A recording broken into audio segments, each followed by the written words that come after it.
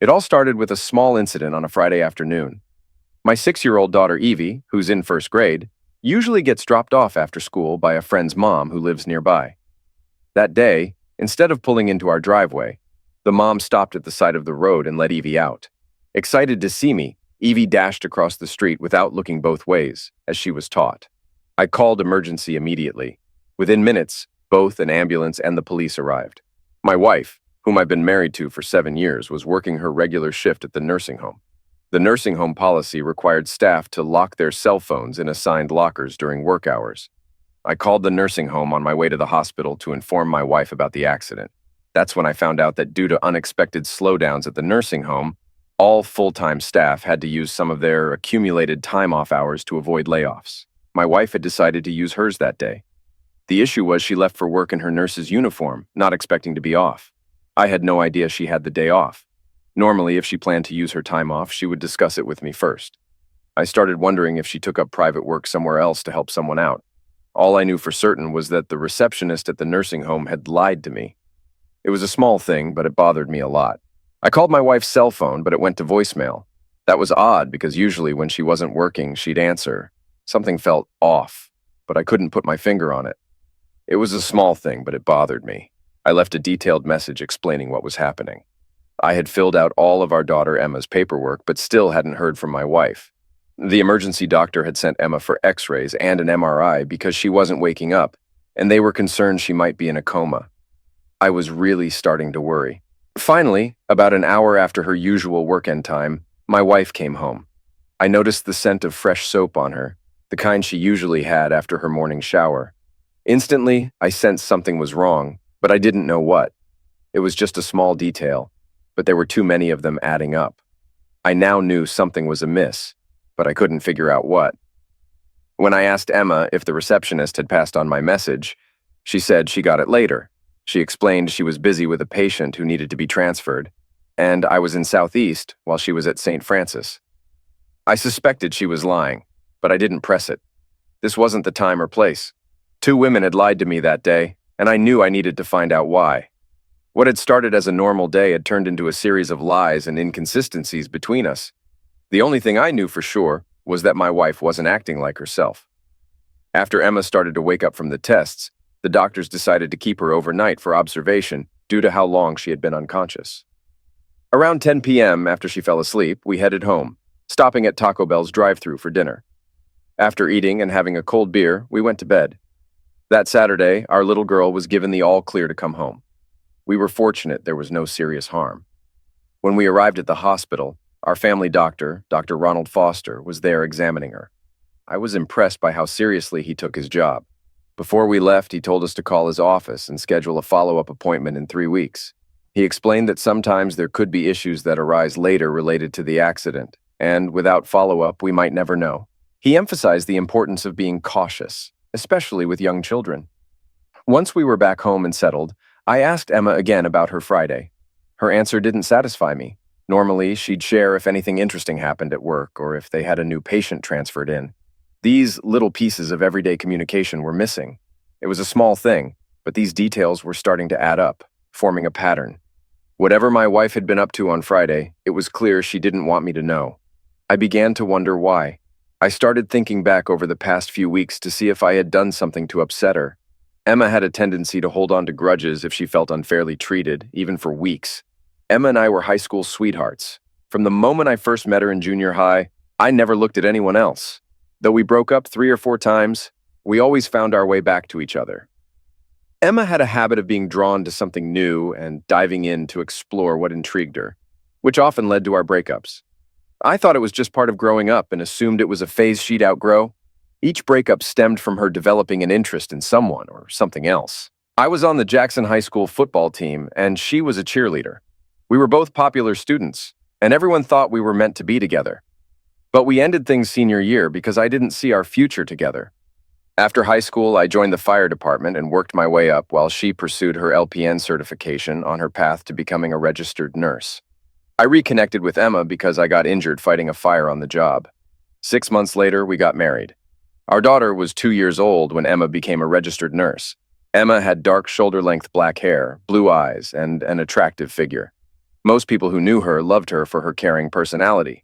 What puzzled me was that in all our years of marriage, we never had any serious conflicts or problems. Recently, we had even been discussing expanding our family.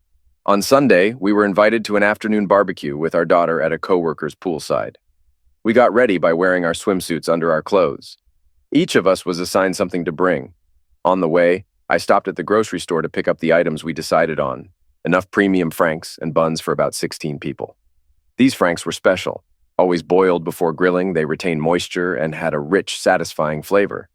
I discovered them by accident, and now they were the only ones I liked.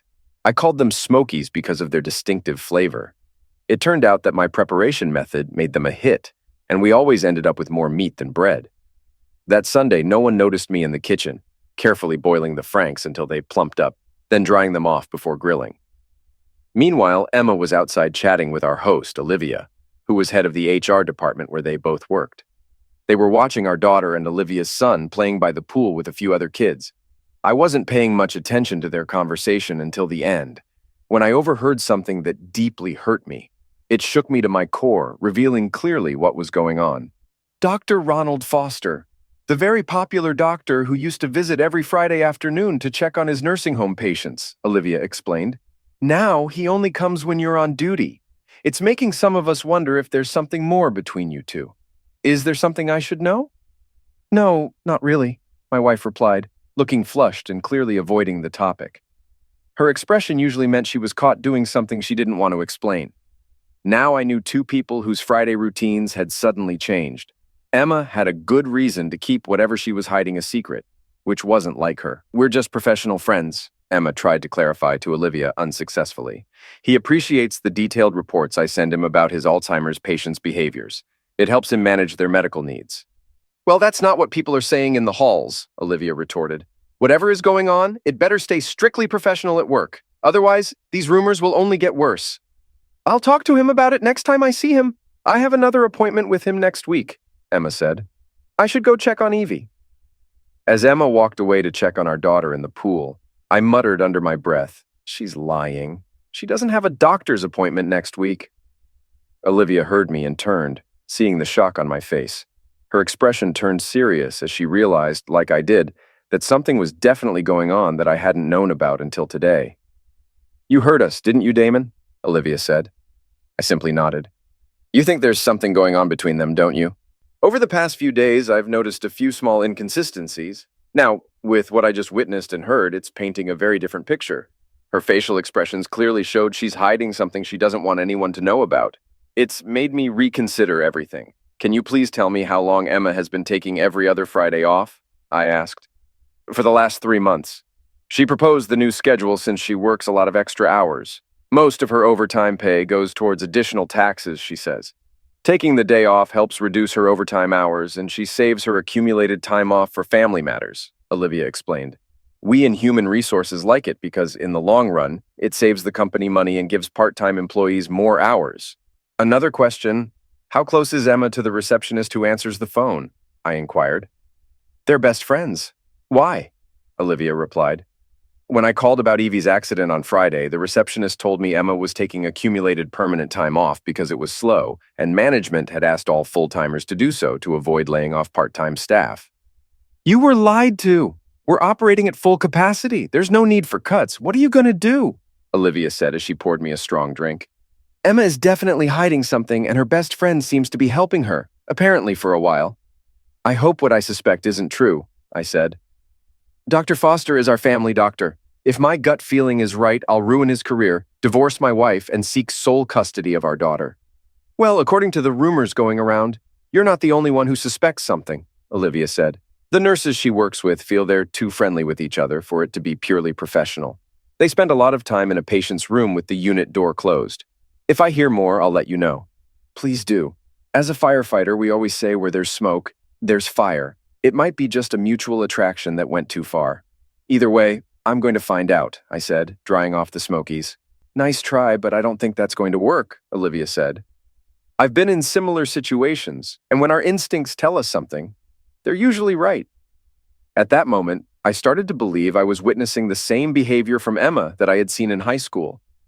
If that were true, it could only mean one thing. Emma had found someone new.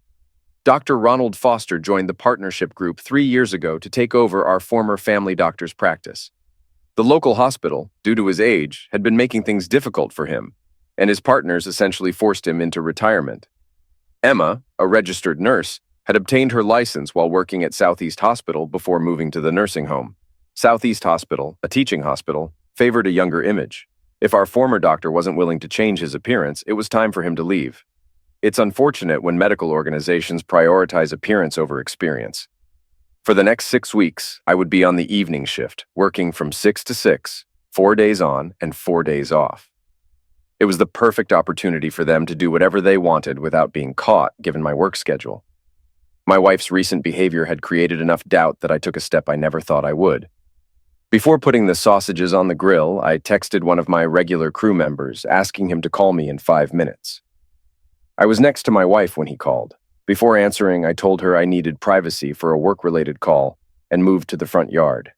Truthfully, I did it because I didn't want Emma to overhear the conversation. "Bob, remember the team we assembled when Glenn needed help with his ex-wife a couple of years ago?" I asked. "Of course, Dahman. It worked well and didn't take long," Bob replied. "Who needs our help this time?"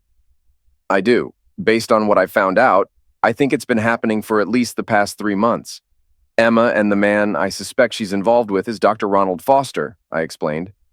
"Even her colleagues at the nursing home suspect something. I overheard management discussing it with her, which suggests it's serious.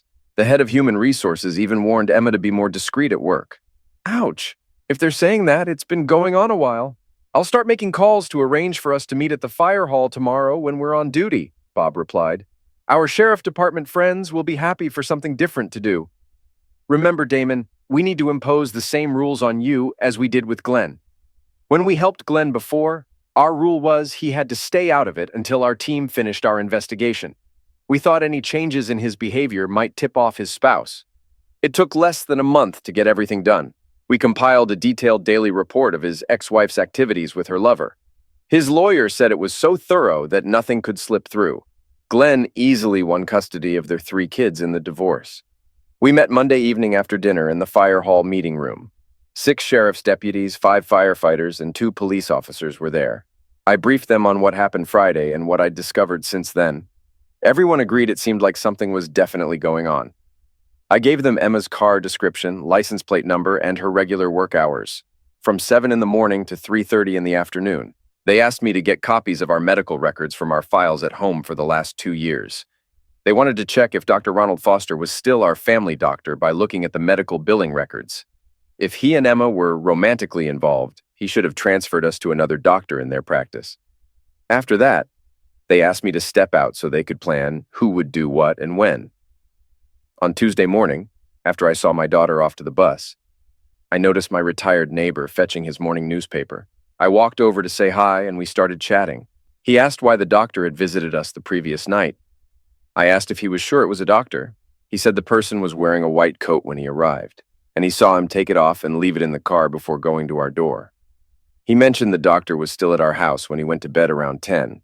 I said I hoped it wasn't anything serious. He suggested I ask my wife about it when she got home. Walking back home, I realized my suspicions were correct. I grabbed my phone, returned to my neighbor, and showed him a picture of Dr. Ronald Foster from the medical group's Facebook page.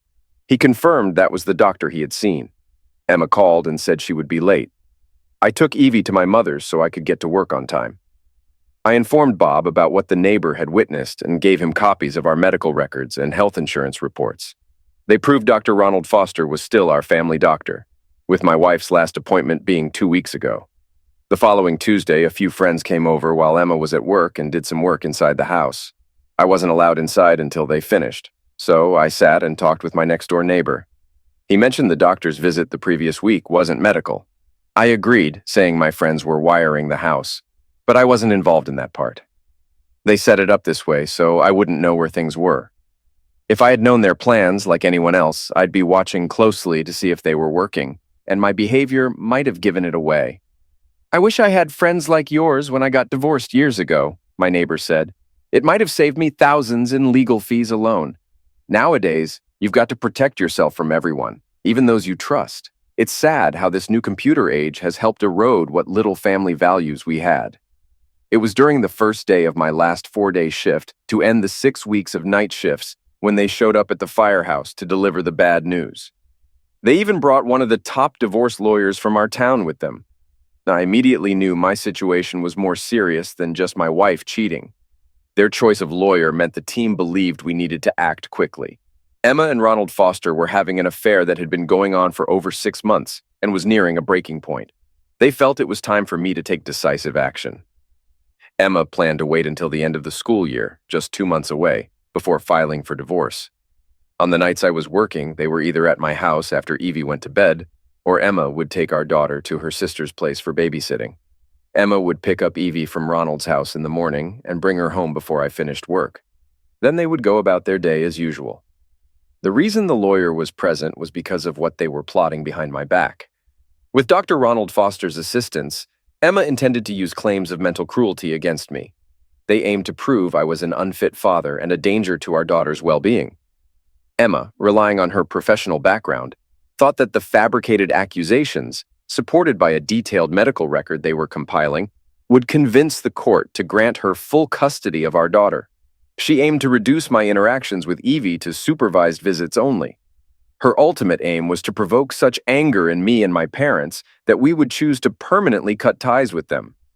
As I sat there listening to their plans, I couldn't help but wonder what I had done to my soon-to-be ex-wife to make her so malicious and vengeful.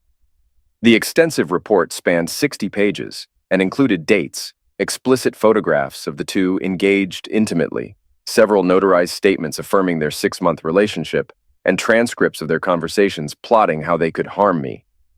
Our ace in the hole appeared to be a very graphic picture of our 6-year-old daughter standing at the foot of our master bed watching the two of them doing that, with both of them lying completely oblivious to the fact that Evie was there. I decided to have her served after my last night shift later this week.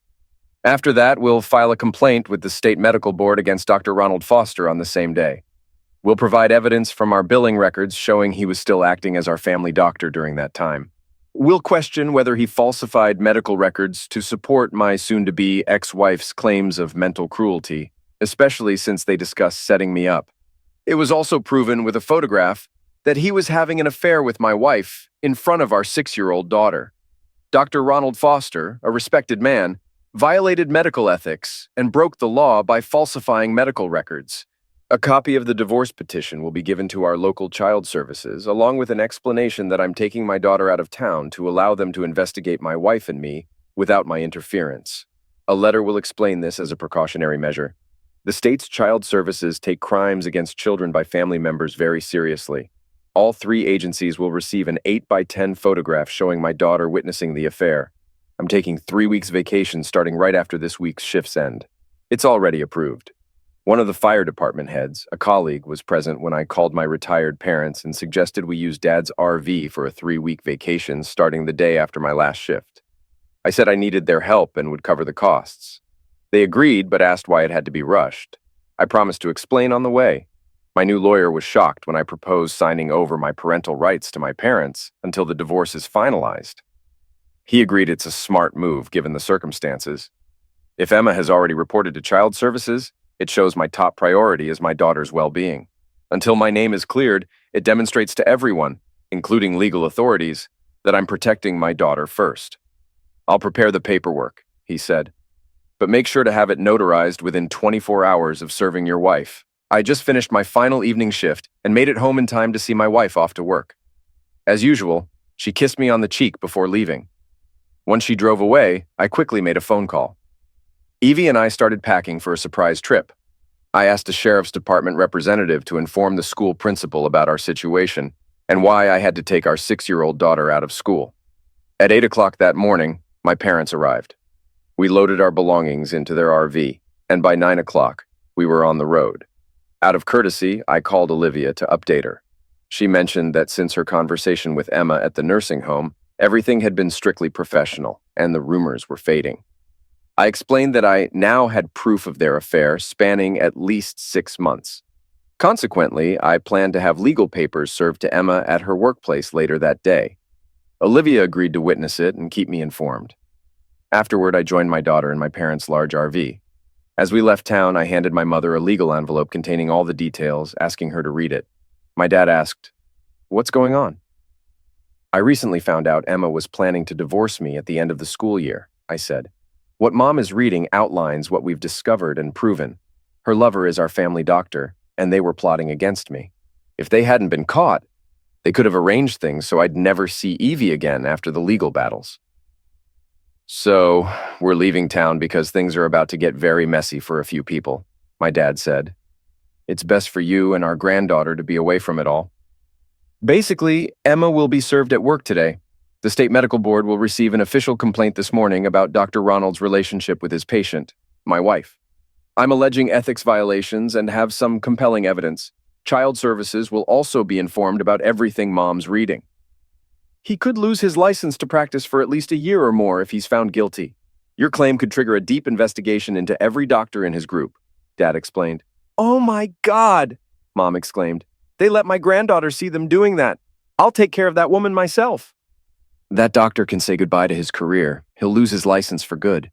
The whole partnership he's in will be scrutinized by every government agency," Dad continued. "They've made a mess of things. Emma will be lucky to get supervised visits."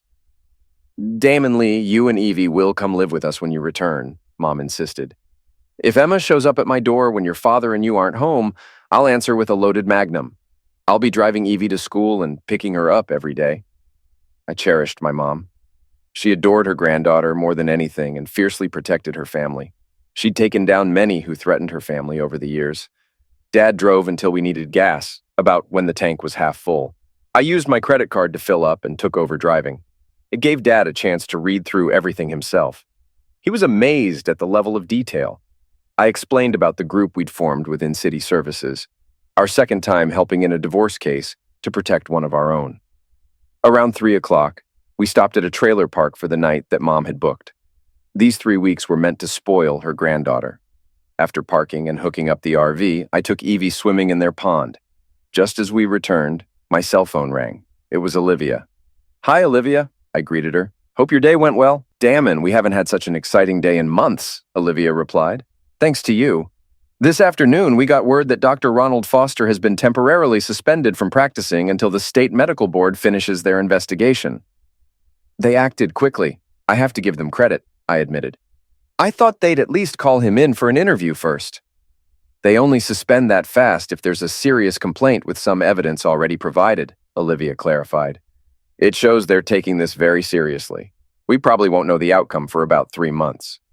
"Well, I did send them all the information I included in my divorce petition," I explained. "At 3 p.m., your soon-to-be ex was served.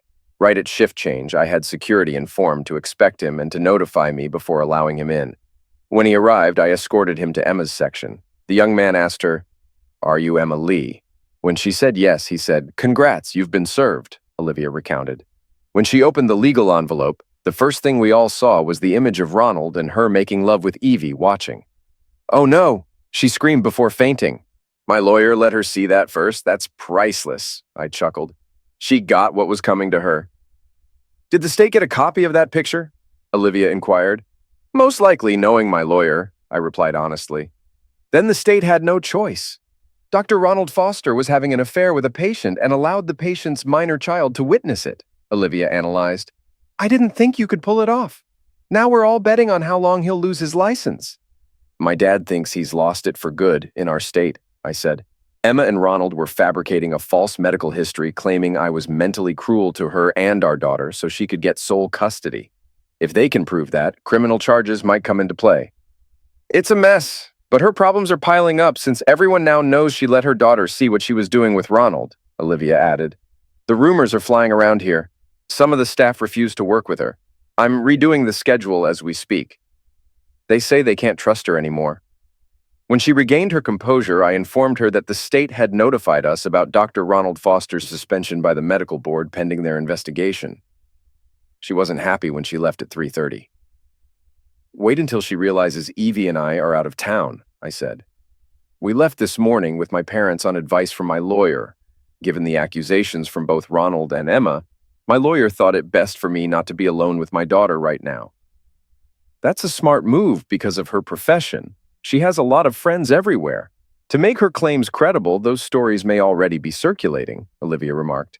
In the end, it's the thoroughness of our reports that has legally saved our organization more than once.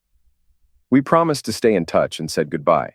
Mom and Dad looked at me in amazement. It was like they were just realizing for the first time what Emma and Dr. Foster were attempting. Mom, can you find in your notebook the address of the nearest notary for us tomorrow morning? I asked. Why? She asked.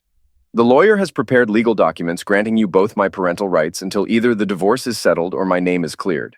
We need to have them signed and notarized by 3 p.m. tomorrow, I explained. I won't let them take my daughter away no matter what. My mother, tears in her eyes, said, Are you sure about this? It seems extreme. Yes, Mom, I am. Even the lawyer thinks it's best. We don't know what's in those false medical reports. So, for Evie's safety, this is necessary until it's proven I'm not a danger to her, I reassured her. My mother started to cry. Emma Lee returned home to find her husband's car in the driveway. She turned off her car and braced herself for the confrontation she expected. Walking up, she rang the doorbell, assuming he would answer. When he didn't, she rang it again. Finally, she used her house key to unlock the door. When she walked into the house, Emma noticed it was empty because her daughter didn't come to greet her. She took the legal envelope out of her large bag and read it thoroughly. It was clear that whoever Damon had hired had uncovered everything. The plan, as outlined by transcripts of Ronald's and her own words, had been exposed. Ronald acted first and aggressively. Their problem was that none of the doctored medical records had been made public yet because they hadn't reached that stage of their plan. And now they never would. Ronald couldn't access his files until the investigation concluded. He still hadn't been informed of the specifics of the complaint against him. He was only told that precautionary measures were being taken due to the seriousness of the allegations. Damon had proved the affair and their stupidity. No one with any morals or principles would accept the fact that a 6-year-old had to witness them. Until this moment, she hadn't known that it had occurred. Evie likely woke briefly and then returned to bed. Obtaining sole custody was now impossible, but joint custody with primary care remained a possibility. The crucial step was reaching Damon and speaking with him. Damon was always willing to hear her perspective. She dialed him, but his phone redirected to voicemail. She sent a text, receiving no reply. Trying his parents' home phone, she found they weren't answering. Calls to their cell phones also went unanswered, confirming they had blocked her. She then called her sister, who picked up the phone. Hi, Emma. Damon was clever. He sent our entire family a copy of his divorce petition, Evelyn said. Mom and Dad are livid. They've read it all and are completely disgusted by your behavior with your lover. In our parents' eyes, you've gone too far trying to ruin Damon's reputation, her sister continued. He called them this morning right after you left for work to let them know he's taking their granddaughter out of town with his parents. When they asked why, he said, Your daughter and her lover have left me no choice. You'll receive a document explaining everything. Dad, Damon told them, I'm in a legal bind because of Emma, and I have to sign over my parental rights for Evie until I clear my name. Mom and Dad were hysterical when they read it. Why would you try to destroy Damon's life like this? God damn it, Emma muttered. Does this mean I'll have to fight my in-laws for custody? Looks that way, Evelyn confirmed. The divorce court can't decide on what Damon doesn't have. It seems he's outsmarted you. I always thought he was the kindest, most generous man I knew until he was pushed too far. Then he goes all out. You know how Mom feels about her reputation. This is going to be a long, tough battle. I was expecting a fight, but not like this, Emma admitted. I thought I had a winning strategy. We all got what you received, a certified copy of the divorce petition, along with a note saying the same was sent to the state medical board, Evelyn clarified. You and Ronald were trying to ruin him so you could cut Evie out of his life. If you were in his shoes, what would you do? Crap, Emma exclaimed. He's going after Ronald's career and our future. If the board sides with Damon, Ronald may never practice medicine in this state again. Bingo, sis. You've got it figured out, Evelyn said. He's turning the tables, using your own schemes against you to prove his point. But let's face it, Ronald may be your best lay, but the family and I agree. We're staying out of this. We won't support your attempt to ruin your husband's life.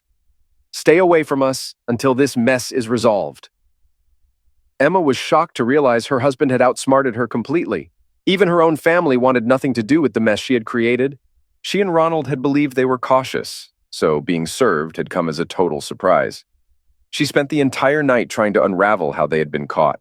Ronald Foster had just left a tense 4-hour meeting with his partners. They had agreed to buy him out immediately to minimize the impact of the investigation on their limited partnership. Until they identified who made the serious allegations, everyone was operating blindly. Ronald made enough from the deal to start his own practice once things calmed down. Emma's phone buzzed with a text message. She opened it to find a reply from Damon. He expressed he was too angry to talk and any communication must go through their lawyers. Emma broke down in tears, realizing she had lost her chance to persuade him to withdraw his complaint against their doctor. My parents and I had just left the notary after finalizing the transfer of my parental rights to them. It cost me an extra $5 for them to scan and send a copy to my lawyer. Unexpectedly, I received a call from the family doctor's office. The state was there, and they had a court order to obtain medical records, but my name wasn't included. The nurse asked for my permission to release the records related to my family, including my wife's and my billing records.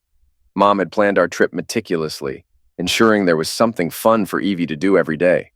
It brought back memories of our childhood vacations. We parked early again, and with the humidity bearable, Dad and I were outside grilling supper. Mom called out that Olivia was on my cell. I took the phone from her and answered. "Hi, Olivia," I greeted her. "I'm surprised to hear from you so soon." "It's been quite a day here, thanks to you," Olivia chuckled lightly. Emma was interviewed by state officials this afternoon for about an hour.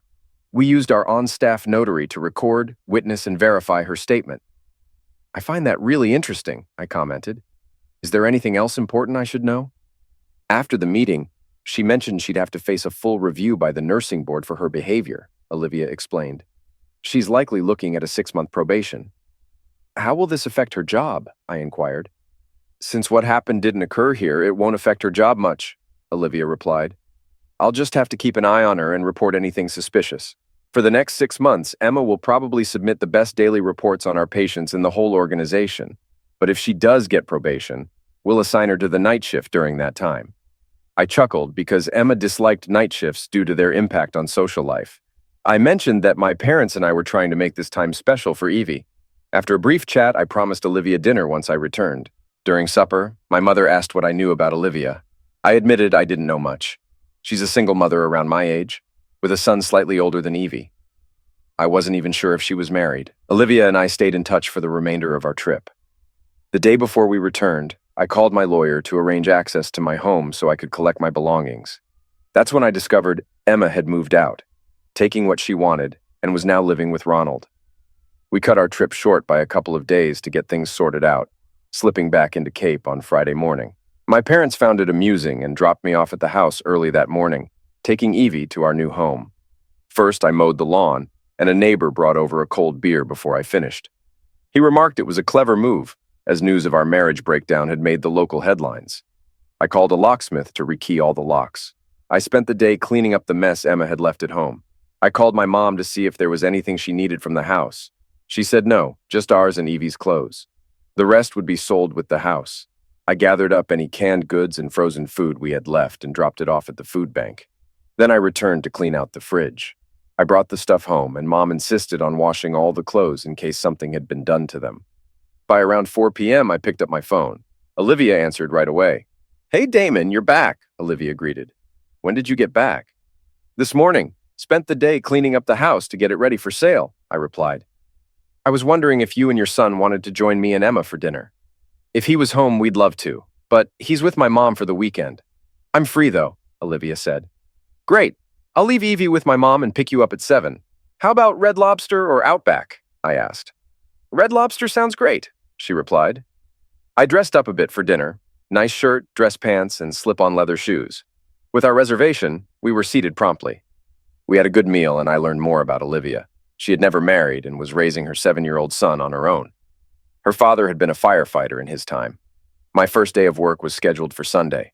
No decisions had been made yet by the state about Emma and Ronald. The feeling was, the longer it took, the worse it would be. I shared what we did as a family with Evie over the 3 weeks.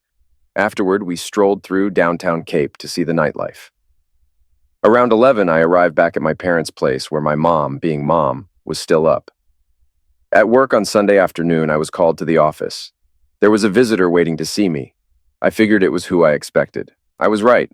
It was my soon-to-be ex, Emma Lee.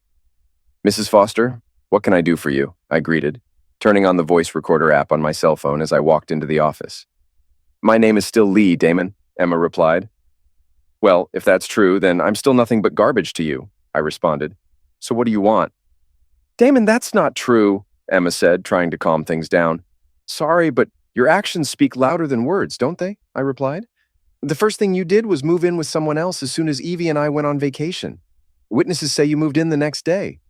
So much for feeling guilty or remorseful. I want to see Evie, Emma said. Check with your lawyer. I legally have no say in that anymore. Looks like you're knocking on the wrong door, I replied. After all, you publicly accused me of offending our child. I know that, but you can help facilitate it, Emma said. Sorry, I don't think Evie should be around someone who is nothing but a slut, I said. Photos show how much you care about our daughter when you're in another person's arms. Deal with my parents directly. Please leave, Mrs. Foster, and don't come back, or I'll seek a restraining order. With that, I turned away and walked out. I instructed the staff member on duty to escort her out. I turned off the recording app and saved it. Later, he told me her face turned pale and she broke down as he escorted her to her car. I informed her that based on what I had heard, Damon had no choice but to react this way. If she had felt any responsibility over the past 4 weeks, she would have done something to clear his name. Most of us who assisted in the investigation find your behavior unforgivable. You are nothing but a scheming, greedy woman who planned to take everything that mattered to him. I was assisting first responders on a medical call late Monday afternoon when my mother called. I let the call go to voicemail. We were preparing an elderly woman for transport to the hospital. When I returned to the station, I called her back. Sorry, Mom, I was on a call and couldn't answer, I explained. I figured I wanted you to know the state was here shortly after I brought Evie home. They spoke to her directly at school today, she said. They toured the house, inspected her room. I showed them the transfer of parental rights, and we discussed it for a while.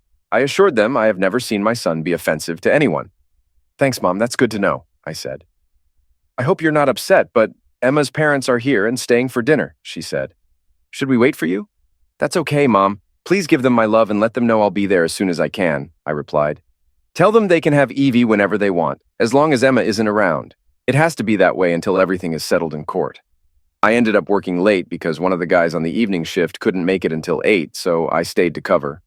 I told him he could make up the hours later. I texted my mom not to wait and explained why. I was just heading home in my Ford Escape when Emma's dad called me. Hi, Dad. How was dinner? I asked. It was great. Both my wife and I enjoyed it, Dad said. Damon, my wife and I want to thank you.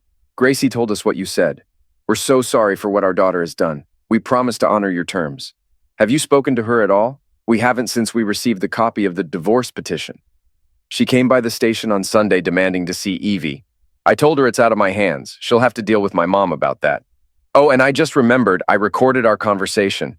How about I text it to you? I said. Please do. I'd like to hear it, Dad replied. So I sent it to him. I guess it went over well because he forwarded it to my parents, all his kids, including Emma, then sent a text back saying, the truth was well explained.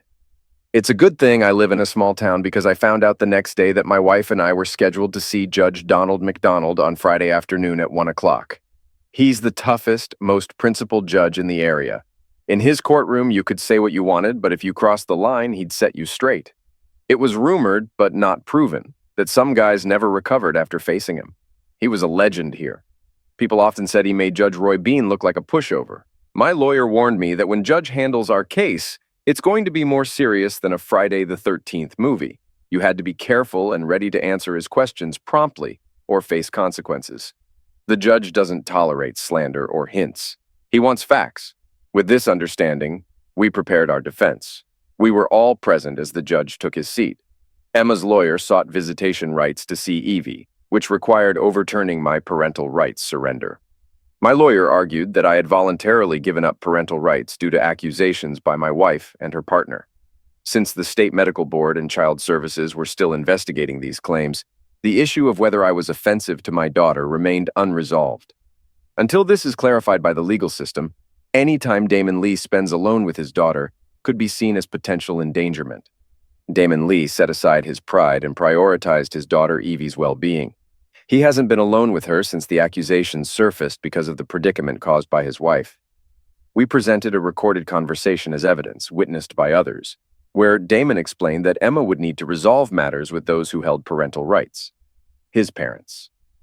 The judge requested to hear the conversation, so my lawyer played it through the courtroom's sound system. Emma wasn't pleased to hear it again.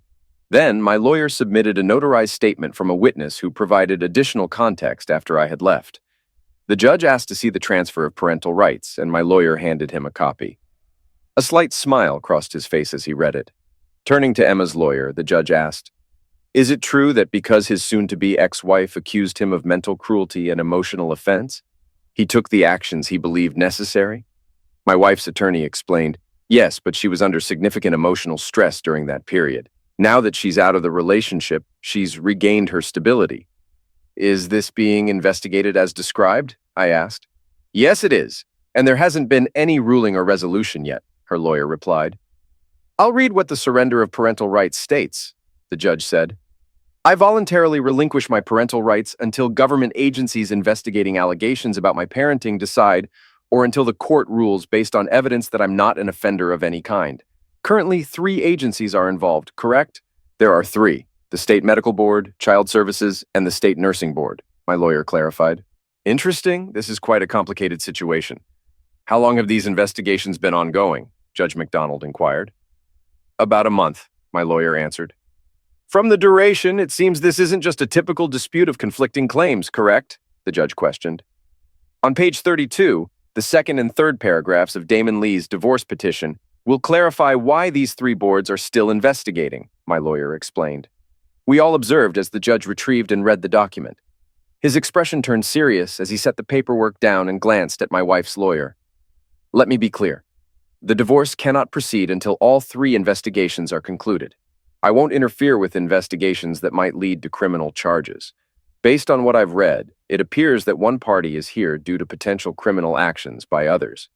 I must consider this possibility. It's possible that the accusations against one party by the other are unfounded," Judge Donald McDonald stated. "The surrender of Mr. Damon Lee's parental rights stands. I commend the wisdom he's shown in court by his actions. It takes a special kind of parent to prioritize the child's needs. Mr. Lee did this for both the child's protection and his own. Given the questionable conduct of both biological parents toward their child and the actions of one, he felt it was best to remove himself from the situation. Therefore, until we review the state reports, no final decisions can be made.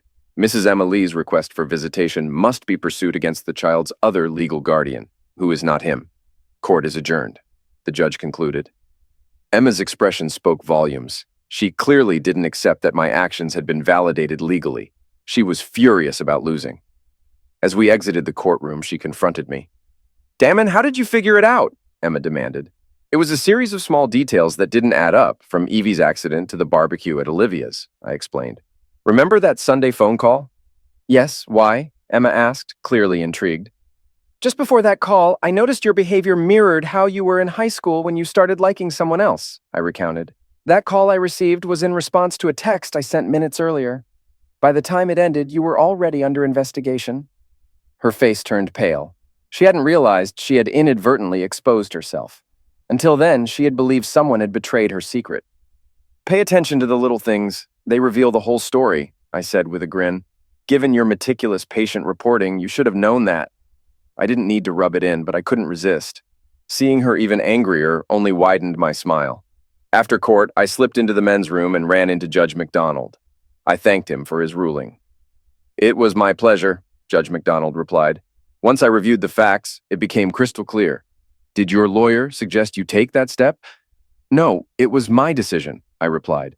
Knowing Emma as well as I do, I realized she would stop at nothing to worsen my situation. I felt cornered, knowing she had connections that could sway the outcome. This was the only way I could protect myself. "If you hadn't acted preemptively, she might have gained visitation and even custody due to the severity of her accusations," the judge acknowledged. "Your preemptive move put a stop to all that. I hope your name is cleared soon." So did I. Saturday night at the fairgrounds, there was a Back to the 60s dance in one of the exhibition buildings. I got a couple of tickets and called Olivia to see if she wanted to join.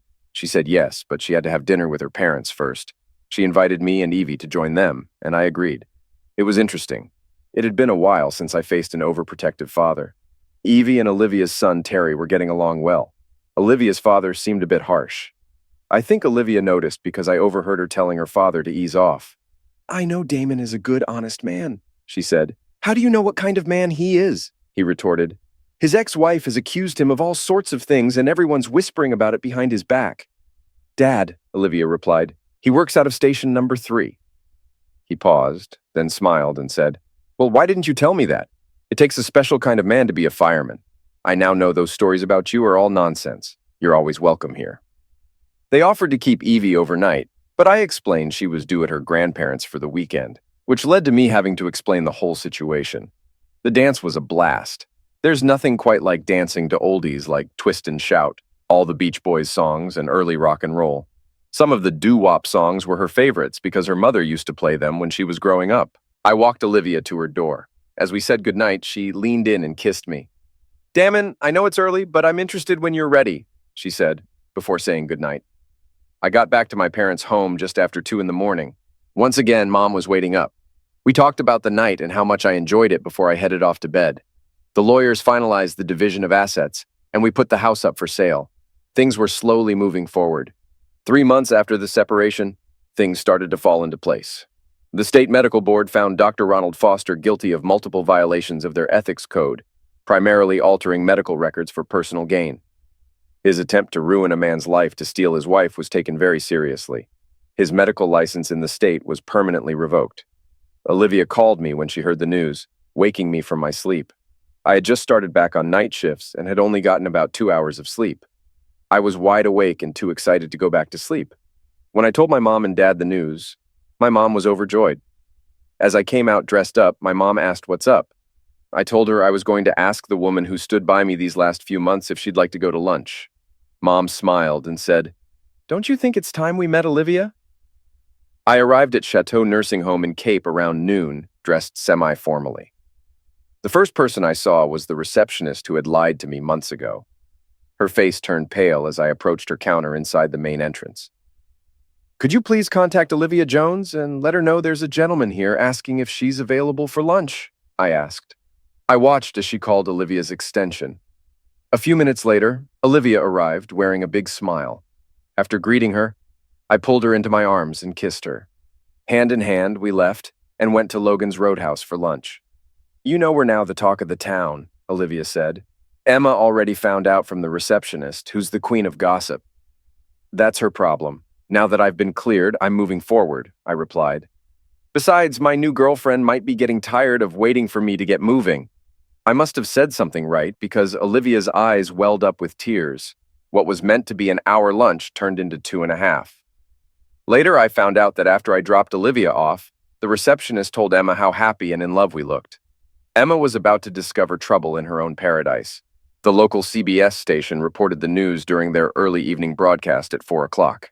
It exposed how Dr. Ronald Foster and Emma Lee had conspired against me by falsifying medical records. Later that same week, the nursing board put Emma on probation for a year. Olivia followed policy and transferred Emma to the graveyard shift.